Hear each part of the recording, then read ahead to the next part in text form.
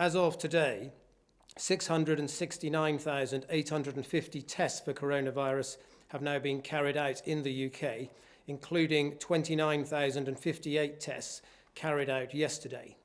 152,840 people have tested positive, and that's an increase of 4,463 cases since yesterday.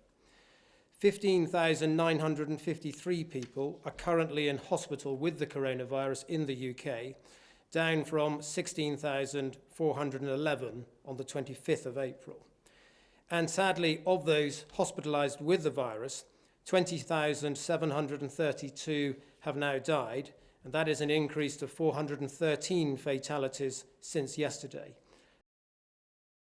The government has set out its approach, which is that a week ago we decided that it was too early to ease any of those social distancing measures.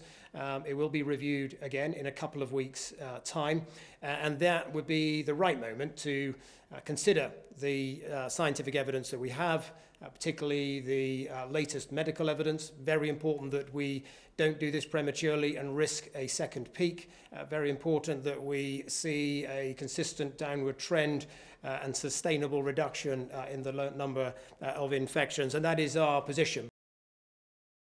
We're also acutely aware that we're about to start the British season in fresh produce, in soft fruits and salads.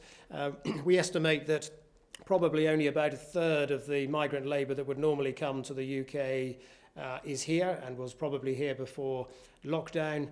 And we are working with industry to identify an approach that will encourage those millions of furloughed workers, in some cases, to consider taking a second job, helping get the harvest in June.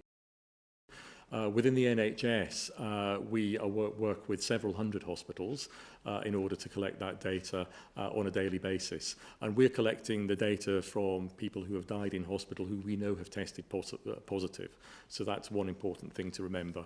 The NHS, all those organisations are within the NHS family. They're all NHS organisations who are used to putting in daily reports to, in my case, NHS England.